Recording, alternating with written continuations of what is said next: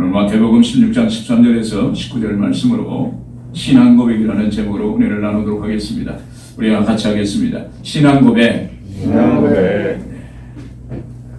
부산 수영로 교회 원로 목사님이 계셨습니다.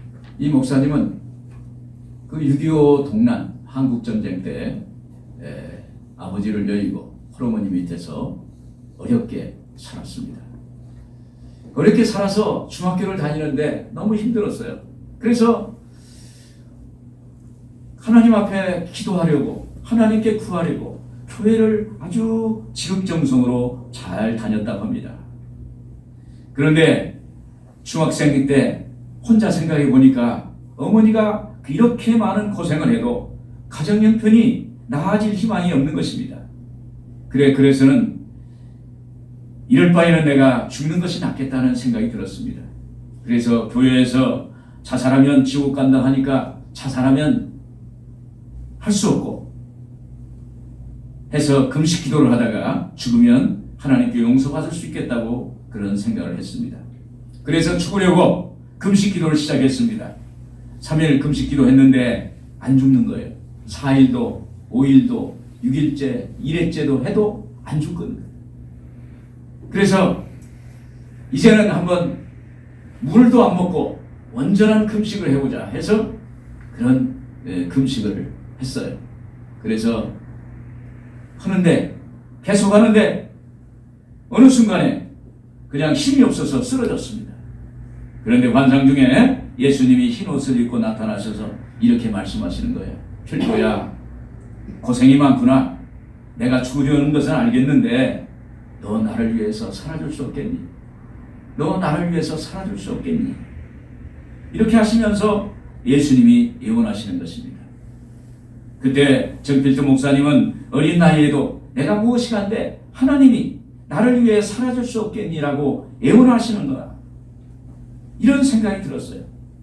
이에 정필도 소녀는 하나님께 이런 고백을 드렸습니다. 네, 예수님 평생 주님을 위해서 살겠습니다. 네, 예수님 평생 주님을 위해서 살겠습니다. 어린 소년의 한마디의 신앙 고백이 그의 삶을 이루어갔던 것입니다. 그분은 한국 교회의 초석이 되셨고 그리고 많은 선한 영향을 끼치신 목사님이 되셨습니다. 오늘 본문은 예수님이 가이사랴 빌립보 지방에서 베드로에게 너는 나를 누구라 하느냐 이렇게 물는 거예요. 이에 베드로는 주는 그리스도시요 살아계신 하나님의 아들입니다.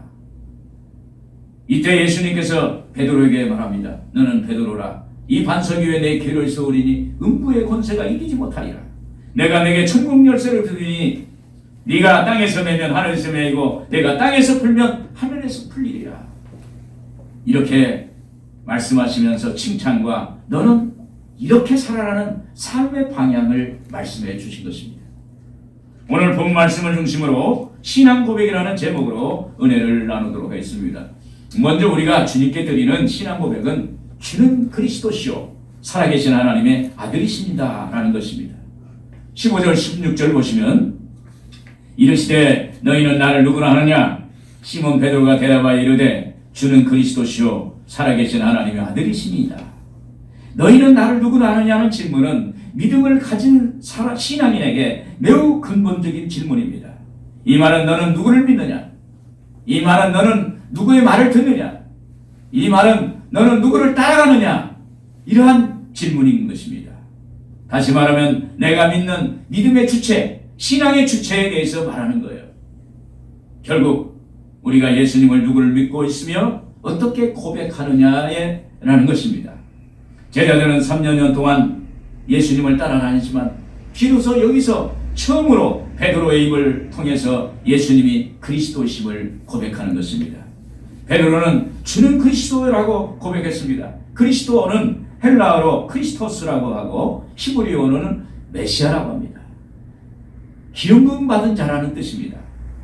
결국 베드로의 고백은 유대인이 그렇게 오시기를 기대하고 소망했던 진정한 메시아가 바로 예수님이시라는 것입니다. 제자 베드로는 예수님을 따라다니면서 많은 경험을 했습니다.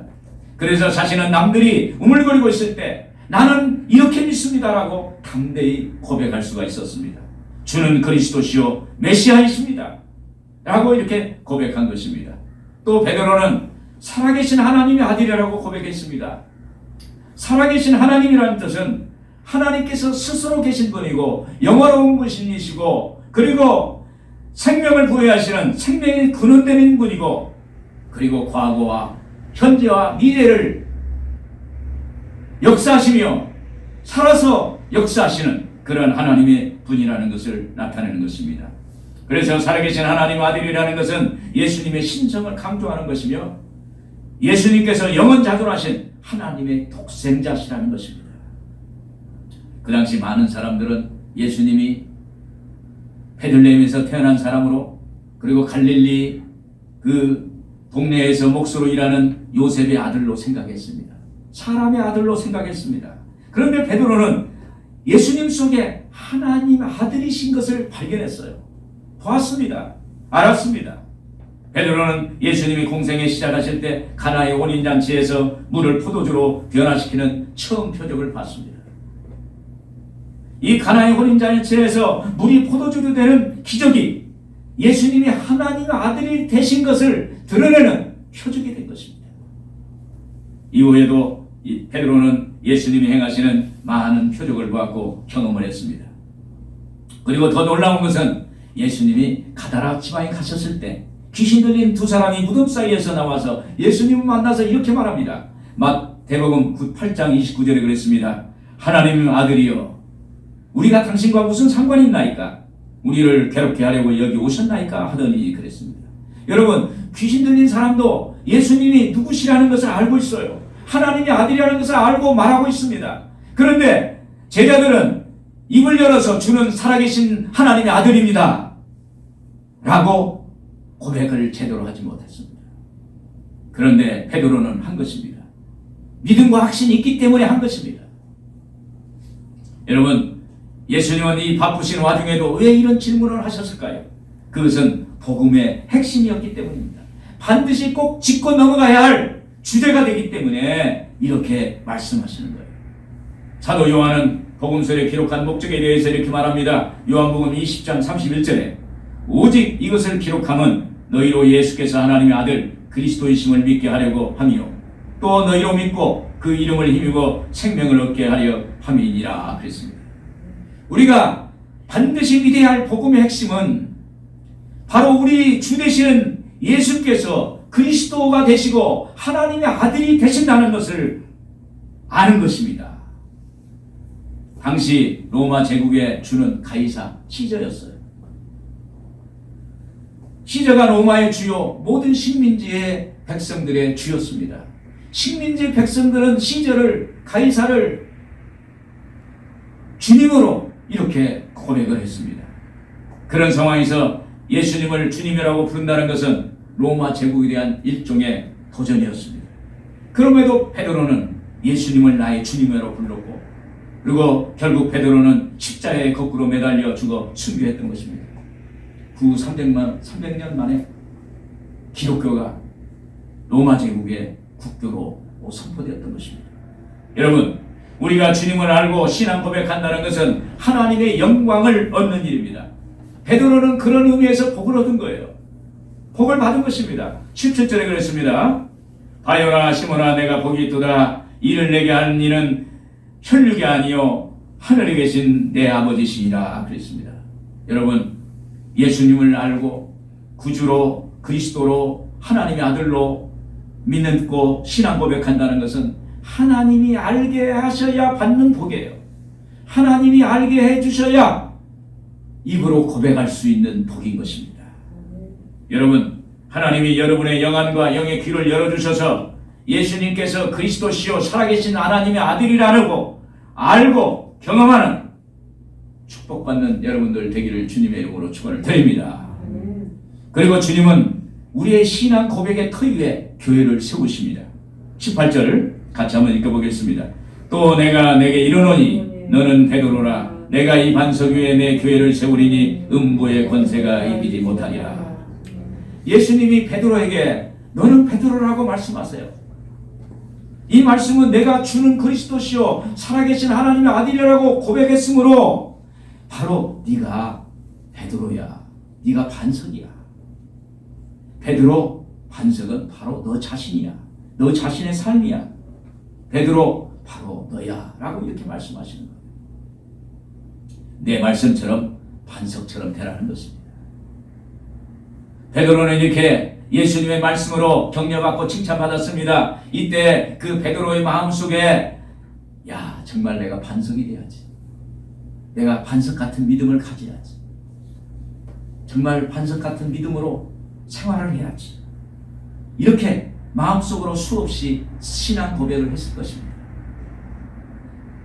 그래, 이름대로 살아야지. 이름값을 해야지. 아마 그랬을 것입니다. 그리고 예수님이 베드로에게 이 반석 위에 내 교회를 세우리니 음부의 권세가 이기지 못하리라고 말씀하셨습니다.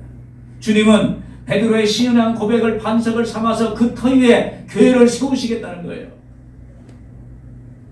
교회는 에클레시아라고 합니다. 이 뜻은 세상으로부터 구별된 예수님을 주님이라고 고백하는 성도들의 모임을 말하는 것입니다.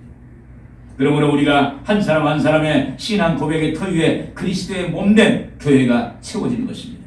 한 사람 한 사람 사도의 신앙 고백 위에 초대교회가 세워졌던 것입니다.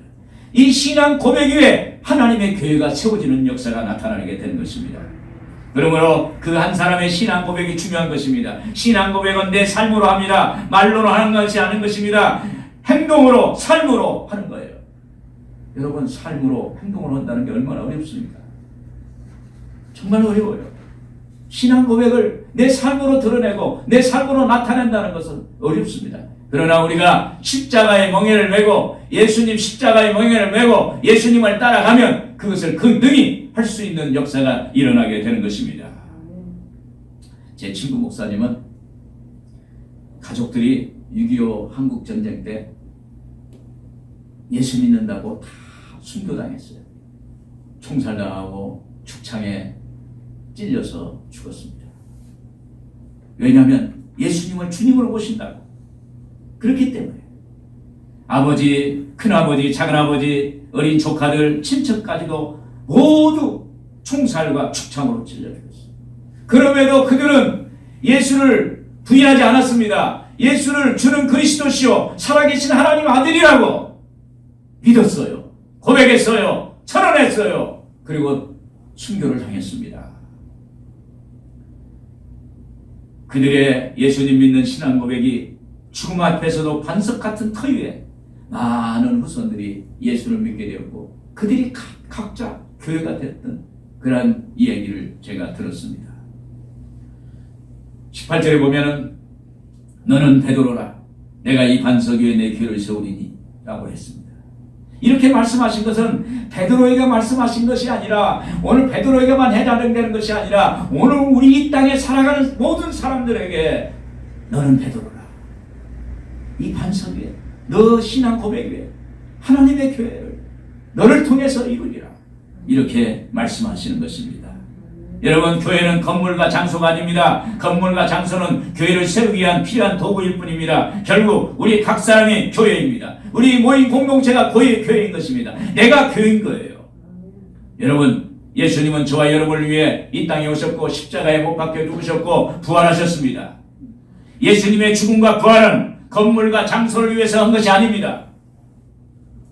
우리를 교회를 세우기 위해서 십자가에 못 박고 그리고 십자가에서 죽음을 물리치고 부활의 은혜를 우리에게 보여주신 것입니다.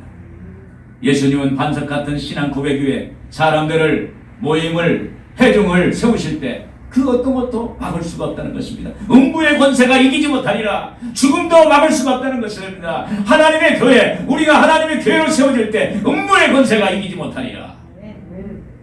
하나님이 책임져 주시는 거예요.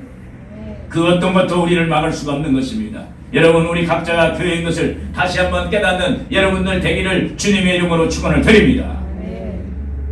미국의 어느 교회 장로님이 주님의 부르심을 받았어요.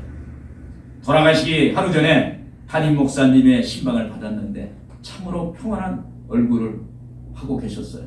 그리고 목사님이 말씀을 하고 그리고 기도를 해줘도 아멘 아멘 하고 말씀에 끄덕끄덕 하시고, 그리고 다음날 주님의 품으로 조용히 가셨어요. 그 목사님이 장로님의 아들을 만났어요. 그리고 아들에게 이렇게 이야기했어요. 아버지를 생각하시면 무엇이 가장 먼저 떠오릅니까? 이렇게 물어봤어요. 그때 아드님이 말하기를, 아버님이 새벽이면 어머니가 같이 그 기도로 시작을 했고, 또 저녁때가 되면 아주 정성스럽게 성경을 필사하는 그런 모습이 떠오릅니다. 그래서 저도 열심히 신앙생활을 잘하고 있습니다. 이런 이야기를 들었어요. 아버지의 영향이, 아버지의 신앙 고백이, 삶으로 하는 신앙 고백이 그 터 위에 자녀들이 교회로서 세워지는 그러한 영향을 미친 것입니다. 할렐루야. 여러분 이런 모습이 삶으로 신앙 고백하시는 겁니다. 그리고 살아계실 때 딸이 암투병으로 힘든 시기를 보낸 적이 있는데, 이 장로님은 조금도 흔들림 없이 하나님을 믿는 믿음으로, 그런 말씀으로 딸에게 격려의 말씀을 주고 기도로 같이 기도하고, 그래서 그 딸이 병으로부터 낫는 역사가 일어났다는 거예요. 딸은 아버지의 살아계신 하나님을 믿는 믿음을 보고 암을 이겨냈다고 이런 고백을 했습니다. 그래서 아버지 장로님의 신앙 고백의 터 위에 자녀들과 교회 식구들이 각각 교회로 세워지는 역사가 있게 된 것입니다. 여러분의 신앙 고백 터 위에 삶으로 말할 수 있어야 주님의 말씀하시는 교회를 세울 수가 있는 것입니다. 지금이 은혜가 얼마나인데요. 지금이 구원의 날에 오십니다. 여러분은 신앙 고백, 어떤 신앙 고백을 하시고 있습니까? 여러분의 삶의 그 신앙 고백 터 위에 자신을 교회로, 어떤 교회로 세워져 가고 있습니까? 오늘 여러분의 신앙 고백 터 위에 하나님이 원하는 교회로 세워지는 여러분들 되기를 주님의 이름으로 축원을 드립니다. 끝으로 우리가 신앙 고백할 때 천국 열쇠가 주어지는 것입니다. 19절에 같이 한번 읽겠습니다. 내가 천국 열쇠를 내게 주리니 내가 땅에서 무엇이든지 매면 하늘에서도 매일 것이요 내가 땅에서 무엇이든지 풀면 하늘에서도 풀리리라 하시고, 여기서 천국 열쇠란 천국의 문을 열어서 많은 사람들로 하여금 하나님의 나라로 들어가게 하는 그러한 열쇠를 의미하는 것입니다. 그러므로 그 천국문을 여는 열쇠는 이 땅에서부터 행하는 그러한 약속된 거예요. 이 땅에서부터 시작되는 거예요. 이 천국 열쇠는 실적인 열쇠가 아닌 상징적인 열쇠로 복음을 말합니다. 사도행전 10장에 보면 이탈리아대 백부장 고넬료라는 사람이 나옵니다. 이 고넬료라는 사람은 온 식구와 함께 이스라엘 믿는 그 하나님을 믿고 예수 그리스도를 믿는 거예요. 하루에 3번씩 하나님께 간절히 기도합니다. 그리고 많은 사람들에게 구제합니다. 그런데 어느 날 하나님의 사자가 그에게 나타났어요. 고넬료야, 내 기도와 구제가 하나님 앞에 상달되어 기억하신 바 되었느니라. 그렇게 말씀합니다. 그리고 요바에 있는 베드로를 청해서 말씀을 들으라 하는 것입니다. 그 시각에 베드로에게 환상이 보이고 고넬료가 보낸 사람을 만난 것입니다. 이에 베드로가 고넬료의 집에 가서 그리스도의 복음을 전할 때 주님이 이방인들에게도 믿음의 문을 여신 것을 목격하게 됩니다. 이렇게 복음을 전하자 천국 열쇠로 이방인의 복음의 문이 열리게 된 것입니다. 사도행전 10장 44절 45절에 보면 베드로가 이 말을 할 때 성령이 말씀 듣는 모든 사람에게 내려오시니 베드로와 함께 온 할례받은 신자들이 이방인에게도 성령 부어주심을 말미암아 놀라니 그랬습니다. 여러분, 천국 열쇠인 복음을 전하니까 성령이 유대인들에게만 임한 것으로 알았는데 이방인에게도 임하는 역사가 나타났어요. 유대인들의 그 마음속에 자기들만 성령을 소유할 줄 알았는데 그 편견이 깨지는 역사가 나타나게 된 것입니다. 예수 생명인 복음 가지고 나가니까 이 땅에 죽었던 것이 살아나고 닫힌 문이 열려지는 역사가 일어나게 된 것입니다. 그러므로 우리가 부활하신 예수 그리스도, 부활하신 예수 그리스도를 인생의 주인으로 영접하고 신앙 고백하는 순간 천국 열쇠가 주어져서 복음의 문이 닫힌 사람들에게 열려지는 역사가 일어나게 되는 것입니다. 로마의 네로 황제가 로마 성을 불을 다 태워버렸어요. 그리고 그 로마 성에 불탄 것을 책임을 예수 믿는 사람들에게, 기독교인들에게 전가를 했습니다. 그리고 핍박을 했습니다. 사람을 죽였습니다. 그때 베드로가 로마에서 복음을 전하고 있었는데 핍박이 다가오자 베드로는 제자들의 권유로 로마를 떠나게 됐습니다. 로마의 일곱 언덕을 넘어서 도망치는 아침에 갑자기 주님이 베드로 앞에 나타나셨습니다. 베드로는 두렵고 떨리는 몸으로 코바디스 도미네, 주여 어디로 가시나이까? 주여 어디로 가시나이까? 이렇게 물었습니다. 그때 주님께서 나는 네가 버리고 도망치는 로마 성으로 돌아가서 다시 십자가에 죽으려 한다 라고 이렇게 말씀하셨습니다. 이 말을 들은 베드로는 엉엉 울면서 다시 로마 성으로 돌아갔습니다. 베드로가 돌아왔던 소문이 온 로마 성에 퍼졌고 그를 처형하는 원형극장에는 수많은 군중들이 모였습니다. 거기 베드로는 십자가 거꾸로 매달려서 거기에서 순교를 했습니다. 그때 복음이 베드로의 생명으로 전파되자 그 복음 천국 열쇠가 되어서 AD 313년에 로마를 복음화시키는 역사가 일어나게 된 것입니다. 여러분, 생명의 복음만이 천국 열쇠가 되어서 오늘 우리에게 막힌 것이 뚫려지는 역사가 나타나고 우리의 막혀있는 마음의 문이 활짝 열려지는 역사가 일어나게 될 줄로 믿습니다. 인천에 가보면 제물포에 한국 기독교 100주년 기념탑이 있습니다. 1885년 4월 5일 부활절 오후 아직 복음의 문을 잠그고 있던 이 어두운 이 땅에 처음 도착한 아펜셀러와 언더우드의 기도문이 새겨져 있습니다. 그 기도문을 제가 잠깐 읽어드리겠습니다. 오늘 사망의 빗장을 부수고 부활하신 주님께 간구하오니 어둠 속에 억압을 받고 있는 이 한국 백성에게 밝은 빛과 자유를 허락하옵소서.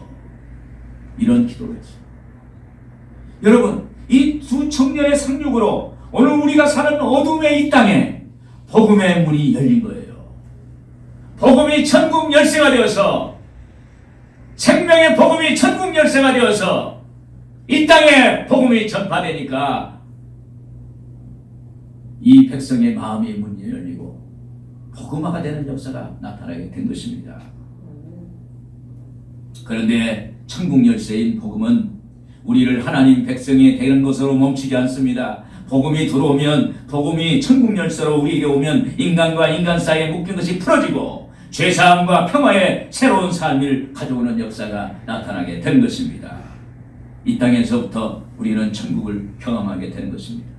또한 천국 열쇠는 기도로 받습니다. 19절에 보면 내가 땅에서 무엇이든지 매면 하늘에서 맬 것이요 내가 땅에서 무엇이든지 풀면 하늘에서도 풀리리라 하시고, 요한계시록 3장 7절 8절에 보면 다윗의 열쇠를 가지시니 곧 열면 닫을 사람이 없고 닫으면 열 사람이 없는 그가 이르시되 볼지어다 내가 내 앞에 열린 문을 두었으되 능히 닫을 사람이 없으리라.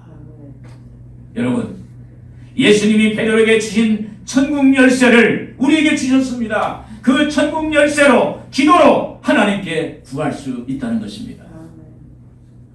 그리고 말씀하셨어요. 요한복음 15장 7절에 너희가 내 안에 거하고 내 말이 너희 안에 거하면 무엇이든지 원하는 대로 구하라. 그리하면 이루리라. 오늘 여러분, 천국 열쇠로 하나님께 기도하면 어떤 문도 다 열려지는 역사가 있게 될 줄로 믿습니다.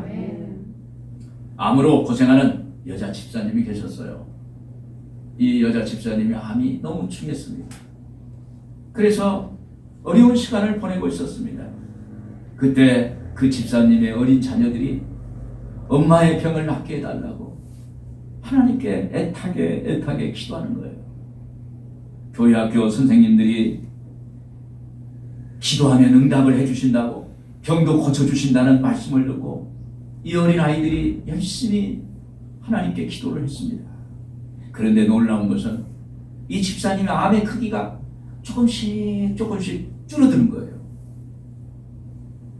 아이들이 계속 기도하니까 그 간절한 기도, 그 기도가 천국 열쇠가 돼가지고 하나님의 문이 활짝 열어주셔서 사망이 떠나라고 그 집사님에게 병이 고침받고 생명의 역사가 나타났다는 것이 그러한 이야기가 있습니다. 오늘 여러분, 이 어린아이의 기도일지라도 말씀대로 기도로 땅에서 메고 풀면 하늘에서 문이 열려지고 하나님의 기적이 일어난다는 것입니다. 여러분, 천국 열쇠를 주신 하나님께 감사하기를 주의 이름으로 축원을 드립니다.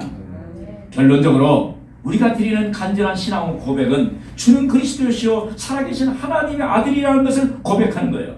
이때 하나님은 우리의 신앙 고백 터위에 하나님의 나라가 임하고 천국 열쇠를 주시는 것입니다. 여러분, 우리의 신앙의 근본은 신앙 고백이에요. 이 신앙 고백을 온전히 드림으로 주님과 교통하고 하나님의 축복을 많이 받는 여러분들 되시기를 주님의 이름으로 축원을 드립니다. 기도하겠습니다.